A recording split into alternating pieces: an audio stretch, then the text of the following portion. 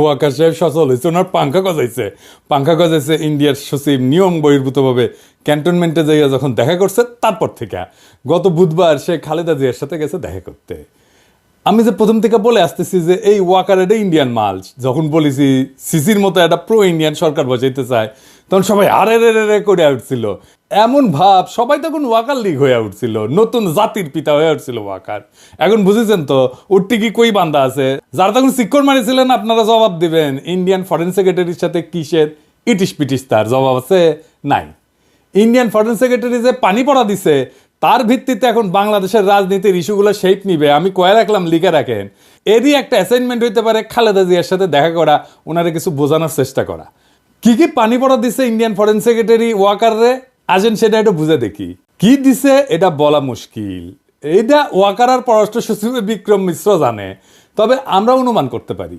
1 number, নতুন কোন রাজনৈতিক শক্তি যেন উত্থিত না হয়, কারণ সেই নতুন রাজনৈতিক শক্তি হবে ইন্ডিয়া বিরোধী। 2 নাম্বার, আওয়ামী লীগকে যেন রাজনীতি করতে দেওয়া হয়। 3 নাম্বার, জামাতকে যেন কোনো স্পেস না দেওয়া হয়। 4 নাম্বার, এইসব কিছুর জন্য যেন 72-এর সংবিধান সমুন্নত থাকে। 5 নাম্বার, নির্বাচন যেন দ্রুত হয়।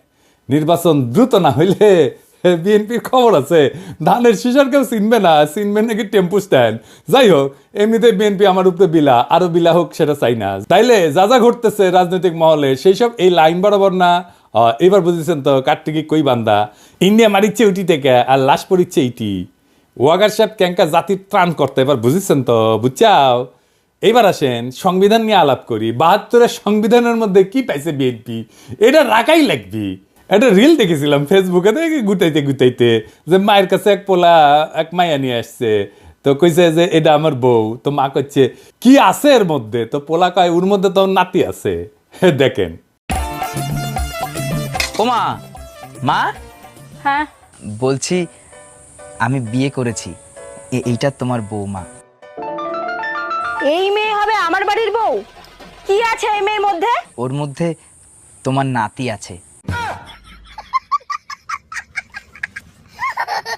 ইনকা ওই 72-এর সংবিধানের মধ্যে কি আছে দেখি, কোন ভালোবাসায় বিএনপি কি ঢুকাইছে এর মধ্যে, হাঙ্গারে দেখা দরকার, তাই না? আসেন দেখি। বিএনপি 72-এর সংবিধান থাকুক, এটা তো চায়, তাই না? তো মির্জা আব্বাস কইছে যে ওনার নাকি কষ্ট লাগে এই সংবিধানকে যখন বাদ দেওয়া লাগে। শহীদের রক্তের দিয়ে লেখা যে সংবিধান, সেই সংবিধানকে যখন কবর দেওয়ার কথা বলা হয় তখন কিন্তু আমাদের কষ্ট লাগে। তো মানে দেখি আব্বাস ভাই, উনি আবার কইছে কি, আমি পড়ে দেখলাম অনেক মন দিয়া, ভুল কইছে নাকি? কইছে যে আমি 72 সালের সংবিধানের সমর্থক নই, আমি 71 সালের সংবিধানের মুক্তিযুদ্ধের রক্তের সমর্থক। মানে কি, বাংলাটাও তো ঠিক মতো কো ব্যাপারের নাই। মানে দেখি আব্বাস ভাই, 71 সালের সংবিধান কোনটা? আওলায় গেলে হবে, এখন ক্ষমতা নাই যেতে যেতে। আরো কইছে যে মুক্তিযুদ্ধ হয়েছিল বলে এই সংবিধানে যদি খারাপ কিছু থাকে নিশ্চয়ই সেটা বাতিলযোগ্য। ওই সংবিধানে যদি খারাপ কিছু থাকে নিশ্চয়ই সেটা বাতিলযোগ্য। তো আব্বাস ভাই, কি খারাপ জিনিস আছে সংবিধানে? আপনি তো কইছেন যদি থাকে, তাহলে কি খারাপ জিনিস আছে সেটা বলেন, কি বাতিল করবেন সেটা বলেন। আমরা তো মনে করি 1 মণ সংবিধান, দুধের মধ্যে 1 ফোঁটা সোনা পড়েছে, পুরাটাই নষ্ট। তা আপনি বাদ দিবেন কি? পুরাটাই তো নষ্ট। একটা রাজনৈতিক দল হিসেবে আপনাদের তো বলতে হবে সংবিধানে খারাপ কি আছে। বলছেন কখনো? বলেন নাই। ওইটুকু কাজ তো করবেন না। ওই কাজ করার না আছে হ্যাডম, না আছে ইচ্ছা। সংবিধান সম্পর্কে আপনাদের ক্রিটিক্যাল পজিশন কি? নাই তো। তাই আপনারা এটা বদলাবেন না। অবশ্য ক্ষমতা গেলে বদলানোর মতো সংখ্যাগরিষ্ঠতা আপনাদের থাকবে না, লিখে রাখেন, কয়ে দিলাম আজকে। না না, আমাদের বদ্ধ না আর কি। আপনারা প্রত্যেকদিন নিশ্চিত করিচ্ছেন যে আপনাদের ভোট কমে। আপনাদের ভোটের মুরগি আপনি লেজে কাটবেন না গলায় কাটবেন সেটা আপনাদের ব্যাপার, কিন্তু আপনাদের বলতে হবে আপনারা কি বদলাবেন সংবিধানের। না বললে নির্বাচনে যাইতে পারবেন না। নির্বাচনে যাইয়া দেখেন কোন কিসিমের সমালোচনা শুনেন আমাদের কাছ থেকে টের পাইবেন, তখন ভাইবেন না আপনাদের ভোট দেওয়ার জন্য বসে আছে সবাই। না, ওই দিন বাগে খাইছে। কেন আপনাদের ভোট ব্যাংক বাগে খাইতেছে সেটা আমি আলাপ করবনি, দেখাই দিমুনি কেন আপনার ভোট ব্যাংক বাগে খাইতেছে। খুব মনে করেন যে মার্কা দেখে চাপ্পা দিবে, ওই দিন গেছে। আজ আমার আলাপ শুধু সংবিধান নিয়ে। আবার রিজি ভাই কইছে যে সংবিধান বাতিল মানে নাকি মুক্তিযুদ্ধকে অস্বীকার করা। উনি কাইন্দে শেষ মুজিবের ছবি কেন নামানো হয়েছে দেখেন। শেখ মুজিবের ছবি নামানোটা উচিত হয়নি। খন্দকার মোস্তাক নামিয়েছিলেন, জিয়াউর রহমান তুলেছিলেন। ইতিহাস আপনার নির্ধারণ করবে, বিচার করবে তো সেই বিচারের ভার থাকলো, জনগণ বিচার করবে। কিন্তু আমাদের জাতীয় জীবনের, জাতীয় ইতিহাসের আন্দোলনে যার যতটুকু অবদান সেটা স্বীকার করা হোক। আমরা আওয়ামী লীগের মতো সংকীর্ণ নই, আমরা ছোট মনের প্রচার দেব না। এই জন্যই বলছি শেখ মুজিবের ছবি নামানোটা উচিত হয়নি। তো বাঘের পিছে যেমন ফেউ থাকে না, তেমনি বাংলাদেশের সরকারি দলের পিছে একটা গৃহপালিত বিরোধী দল থাকে। এটা এরশাদ শুরু করেছিল। এরশাদের ছিল আসাম রব, হাসিনার ছিল জাতীয় পার্টি, আর ক্ষমতায় যাইতে না যাইতে গৃহপালিত বিরোধী দল ইলেক্ট করে ফেলছে ওই বিএনপি, নূর সাকি এদেরকে দিয়া। এদের নমিনেশন আগেই কনফার্ম করেছে। দেখেন, নিজের দলের নমিনেশনের খবর নাই, ওই জোট সঙ্গীর নমিনেশন কনফার্ম করেছে 6 নেতার। হ্যাঁ, তো এই গৃহপালিত বিরোধী দলের এক নেতা নূর অলরেডি আওয়াজ দিতেছে তারা 72-এর সংবিধান বাতিল চায় না। বাকিরাও কবে একটু ওয়েট করেন, এই 6 ক্যান্ডিডেটের জামানত বাজেয়াপ্ত হওয়ার চান্স আছে কলে। আমি কয়ে দিলাম, এখনই কয়ে দিলাম, বুঝছাও। আর যদি বঞ্চিত ক্যান্ডিডেট, বিএনপির যদি বঞ্চিত ক্যান্ডিডেট থাকবি না, ওটি ও যদি নাগরিক কমিটি বা জামাত ক্যান্ডিডেট করে, তাহলে এই 6 জনের এমপি হওয়ার কায়েসের কলে চারা। যাই হোক, আজকে আমার আলাপ বাংলাদেশের ধ্বজভঙ্গ সংবিধান নিয়ে। ওই আলাপ পরে আসলে বিএনপি সংবিধান ঠিক মতো পড়িছে আমার সন্দেহ আছে। আসেন না দেখি কি সংবিধানের মধ্যে কি আছে, কি ঢুকে রাখিছে। 1956 সালে পাকিস্তানের সংবিধানের একটা আলোচনা হইতেছিল। সেইখানে যেই সমস্ত ধারার সমালোচনা করেছিল আওয়ামী লীগ, সেগুলো 72-এর সংবিধানে ঢুকে দিছে। কেন আওয়ামী লীগ তখন সমর্থন করেছিল? কেন? কারণ ওই শাসনতন্ত্রটা তৈরি করা হয়েছিল আইয়ুব খানকে সামনে রেখা। আইয়ুব খান যেন একটা এক নাক হইয়া উঠতে পারে, সেটা সব কিছু ওই শাসনতন্ত্রে ছিল পাকিস্তানের। তো পরে যখন বাংলাদেশ হইলো, তখন যে থাকবে ক্ষমতায়, সে যেন এক নাক হইয়া উঠতে পারে, সেই জন্য যা যা কিছু ছিল আইয়ুব খান ঢুকাইছিল, সব কিছু ঢুকাইছে। পাকিস্তানের ওই শাসনতন্ত্রে যে ক্ষমতা দেওয়া হয়েছিল না আইয়ুব খানকে, বাংলাদেশের এই 72-এর সংবিধানে প্রধানমন্ত্রীকে সে একই রকম ক্ষমতা দেওয়া হয়েছে।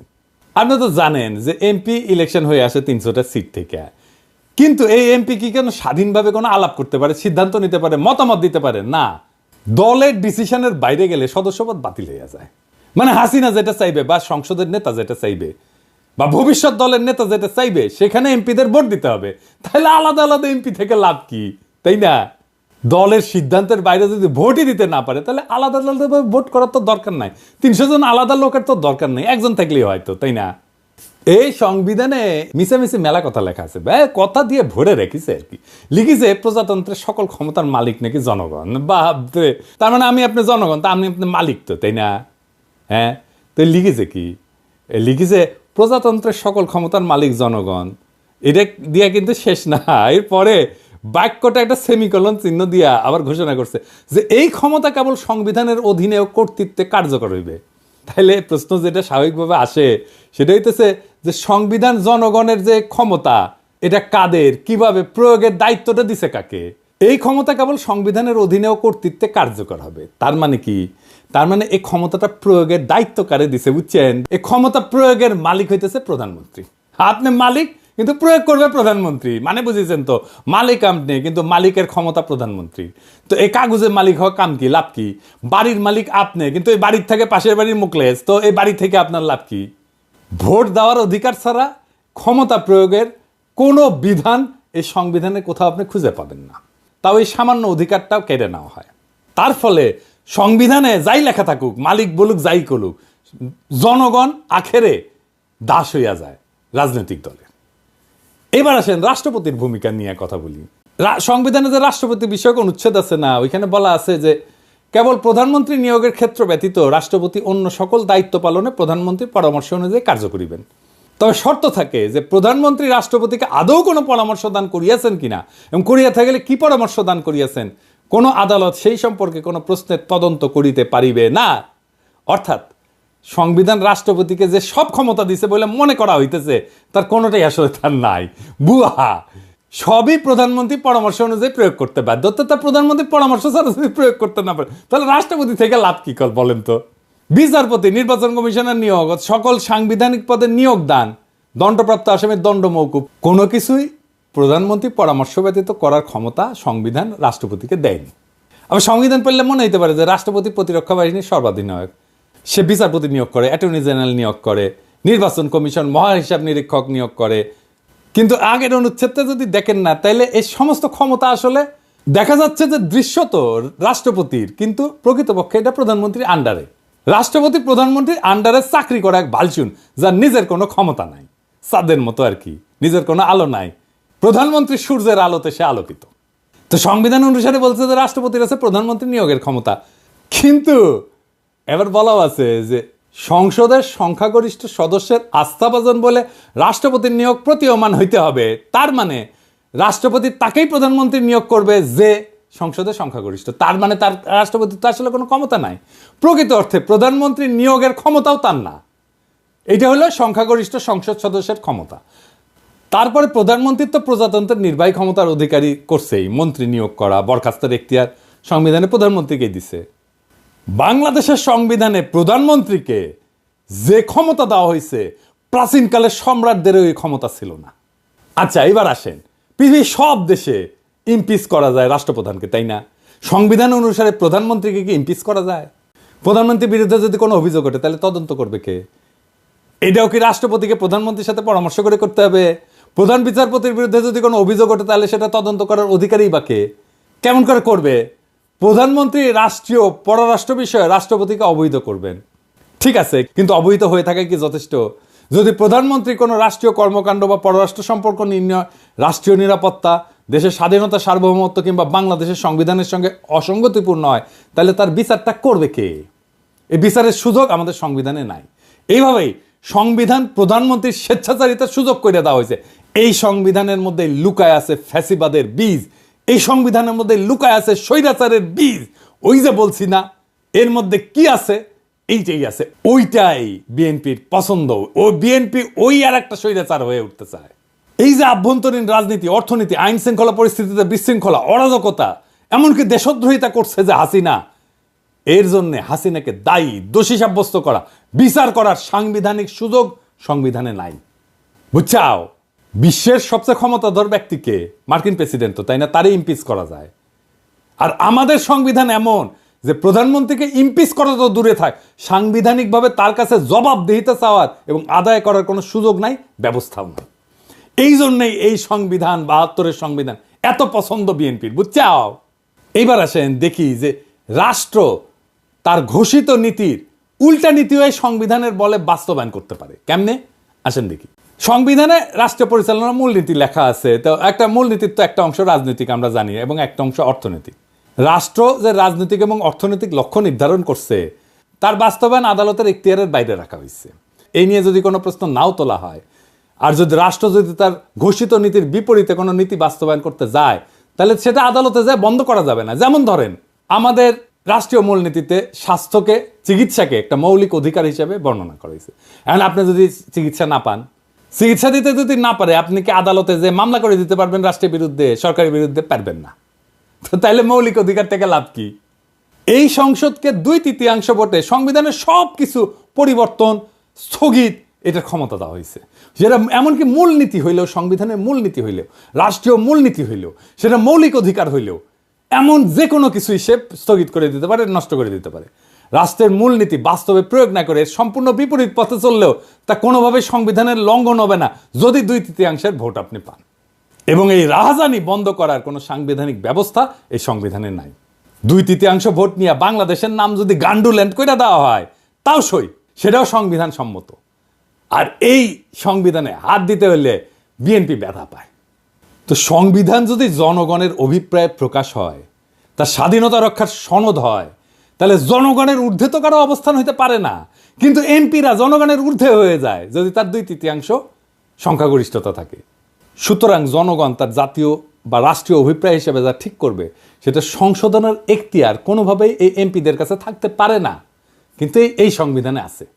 জনগণের অনুমোদন ছাড়া সংবিধান সংশোধন হইতে পারে না, কিন্তু এই সংবিধানে করা যায়। আমেরিকার কথা ধরেন, সংবিধান সংশোধনের এখতিয়ার তো সিনেটের হাতে থাকে না। কেন থাকে না? কারণ সিনেট সদস্যরা নিজেরাই এই সংবিধানের মাধ্যমে ক্ষমতা নেয়। সুতরাং তারা নিজেরা যদি সংবিধান সংশোধন করতে যায়, তাহলে নিজেদের ক্ষমতা এবং কর্তৃত্বের যে উৎস, তাকেই অস্বীকার করা হয়, এমনকি নিজেদেরকেও অস্বীকার করা হয়। সুতরাং সাধারণ সিনেটের কাছে সংবিধান সংশোধনের এখতিয়ার থাকতে পারে না। সংবিধান সংশোধন করতে হলে আবশ্যিকভাবে নতুন করে জনগণের অনুমোদন নিতে হবে, গণভোট নিতে হবে।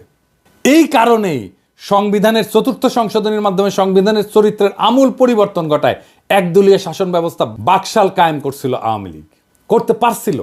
জনগণের মতামতের তোয়াক্কা না করেই সেদিন সংবিধানের অপরিহার্য মৌলিক শর্ত এবং নৈতিকতার বৈশিষ্ট্য ধুলায় মিশায় দিছিল এই ৭২-এর সংবিধান, যেই ৭২-এর সংবিধান বিএনপির এত প্রিয়।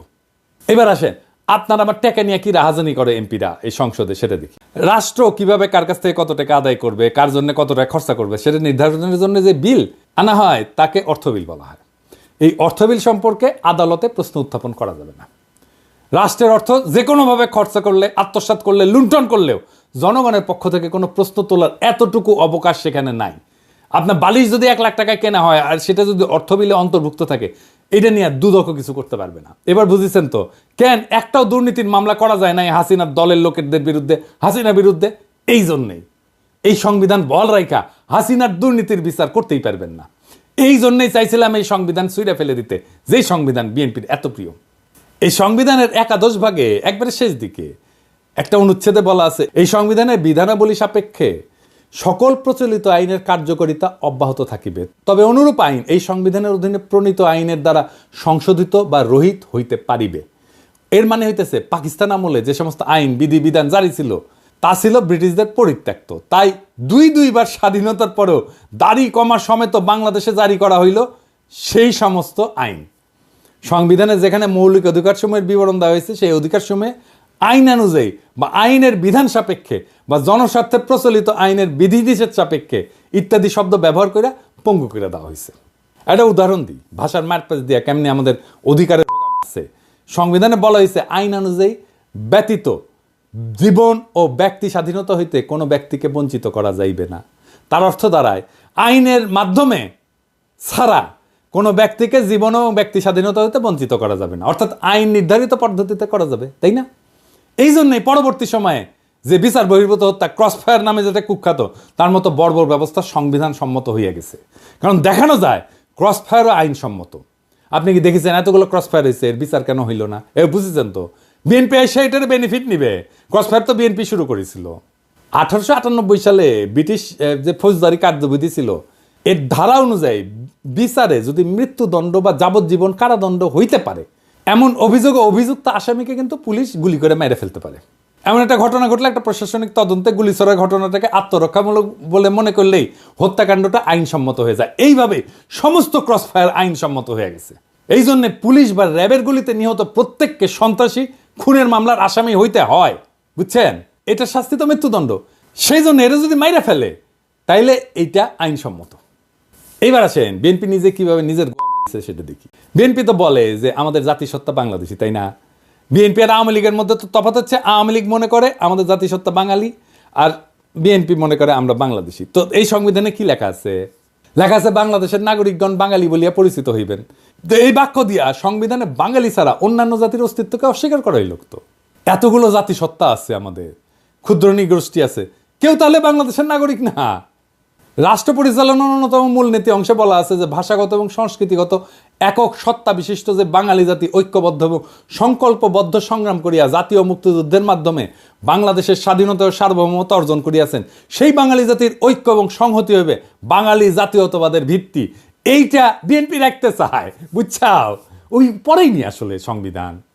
এর মধ্যে বাংলাদেশের সংখ্যালঘু জাতি সরকার প্রশ্নটাই অনুপস্থিত। শুধু অনুপস্থিত না, বরং বাঙালি অহমিকা এবং উগ্রতাকে সাংবিধানিকভাবে প্রতিষ্ঠিত করা হয়েছে এবং তাদের অস্তিত্বকে অস্বীকার করা হয়েছে এবং নাগরিক অধিকারটুকু হরণ করে নেওয়ার ব্যবস্থা করা হয়েছে, যারা ভাষায় বাঙালি না, এমনকি সংস্কৃতিগতভাবে বাঙালি না। সংবিধান অনুযায়ী তারা বাংলাদেশের নাগরিকই থাকে না। তাহলে বিএনপির বাংলাদেশি জাতীয়তাবাদ কই? এবার আসেন আর একটা বিষয়, ভারতকে হাসিনা যা দিছে সেটি কি আর কেন আমরা সেটা জানতে পারি না? হাসিনার গর্বভরে বলেছিল না যে ভারতকে যা দিছি তা তারা সারা জীবন মনে রাখবে। তো ইন্ডিয়ার সাথে কি কি চুক্তি হয়েছে জানেন না। এমনকি অন্তর্বর্তীকালীন সরকারও তা জানায় নাই। কেন জানায় নাই? কারণ রাষ্ট্রীয় কোনো চুক্তি হোক তা জাতীয় আন্তর্জাতিক তা সম্পাদনের পূর্বে বা পরে জনগণের কোনো মতামত গ্রহণের জন্য কোনোভাবেই জনগণের কাছে বা তার প্রতিনিধির কাছে উপস্থাপনের কোনো ব্যবস্থা রাখেনি। মানে এটা সংসদে আলাপ না করেও চুক্তি করতে পারে। তার মানে এই ৭২-এর সংবিধান অনুযায়ী অন্য যে কোনো রাষ্ট্রের সাথে যে কোনো চুক্তি, ট্রানজিট হোক, করিডোর হোক, যা কিছু হোক, বন্দর দিয়ে দেওয়া হোক, চুক্তির আগে বা পরে দেশবাসীর সঙ্গে আলোচনার সাংবিধানিক কোনো বাধ্যবাধকতা নেই। সমস্ত আন্তর্জাতিক চুক্তি সম্পাদিত হয় জনগণকে অন্ধকারে রেখে। এমনকি সংসদেও সেই চুক্তি নিয়ে আলোচনার কোনো বাধ্যবাধকতা সরকারের নাই। আবার দেখেন যে নির্বাচনী এলাকা থেকে সংসদ সদস্যরা নির্বাচিত হয়, সেই নির্বাচকরা যদি সেই এলাকার লোকেরা মনে করে যে তাকে আর তার প্রতিনিধি রাখবে না, তাহলে ওই জনগণের হাত পা বাঁধা, কিছুই করার নাই। মানে টার্ম শেষ হওয়ার আগে পর্যন্ত কিছু করতে পারে না। অর্থাৎ প্রতিনিধি প্রত্যাহার করার কোনো সুযোগ সংবিধানে নাই। সারা দুনিয়ায় সভ্য দেশে এই সুযোগ আছে। এলাকার লোকেরা তার এমপিকে রিকল করতে পারে, মানে প্রত্যাহার করে নিতে পারে, এমনকি তার টার্ম শেষ হওয়ার আগেই। আর বাংলাদেশে একবার নির্বাচিত হলে কেল্লাফতে। দুনিয়ার সব দেশ এমপিকে রিকল করতে পারে, তার এলাকার লোকেরা, বাংলাদেশে পারে না। সংবিধান আসলে রচনা হয় কীভাবে? সেভাবে কি আমাদের সংবিধান রচনা হয়েছে? সংবিধান তৈরি করে গণপরিষদ। শুধু সংবিধান তৈরি তাদের কাজ। জনগণ ভোট দিয়া গণপরিষদ তৈরি করে, তারা সংবিধান তৈরি করে চলে যায়।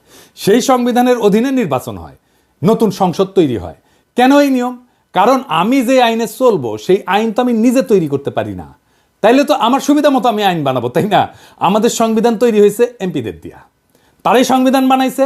তাদের সংবিধান বানানোর জন্য নির্বাচন করা হয়নি, কিন্তু তাদের এই সংবিধান বানানোর ম্যান্ডেটই ছিল না। তারা সংবিধান বানানোর পরে নিজেরাই কন্টিনিউ করছে এমপি হিসাবে, মানে নিজে যে আইন বানাইছে সেই আইন অনুযায়ী সে চলছে। মৌলানা ভাসানী কিন্তু বলছিল যে এই সংবিধানের খসড়া জনগণের কাছে প্রকাশ করার আগে সেটা দিল্লি পাঠানো হয়েছে। 72 সালে জুন মাসে নাকি, তখন আইনমন্ত্রী ছিল কামাল হোসেন, সে সংবিধানের খসড়া বগল দাবা করিয়া বিলাতে যাওয়ার নাম করে দিল্লিতে নাকি গেছিল। আচ্ছা ধরেন বানাইলো সংবিধান, মেলা ভালো সংবিধান বানাইছে, ধরে নিলাম, ধরেন হ্যাঁ তাই সই। তো 73 সালের 22 সেপ্টেম্বর তারিখে 9 মাস গেছে মাত্র। তারপরে সংবিধানের 33 নম্বর অনুচ্ছেদ সংশোধনীর জন্যে দ্বিতীয় সংশোধনী বিল পাশ হইল এবং জরুরি আইন সংবিধানে সংযোজিত হইল। এটাও কিন্তু ভারতীয় সংবিধানের 22 নম্বর অনুচ্ছেদের কপি, বুঝছাও? ভারতীয় সংবিধানে আটকাদেশ মেয়াদ 3 থেকে 6 মাস। এনে বাংলাদেশের সংবিধানে আটকাদেশের মেয়াদ কিন্তু অনির্দিষ্ট কাল পর্যন্ত, বুঝছাও? তো কি বালের সংবিধান বানাইছিলেন যে 1 বছর না যাইতে কাটাছেড়া করতে হয়? সেই সংবিধান বিএনপির প্রিয়। তার সংবিধানে তাইলে কি মধু আছে? কি আছে সংবিধানের মধ্যে? এই সংবিধানে আছে ফ্যাসিবাদের বীজ, এই সংবিধানে আছে স্বৈরাচারের বীজ। এই সংবিধান ইন্ডিয়ার ব্রেন চাইল, এইটারই রক্ষা করতে চায় বিএনপি। ইন্ডিয়া আওয়ামী লীগের গোয়া মারিছে আর বিএনপি গোয়া মারবি।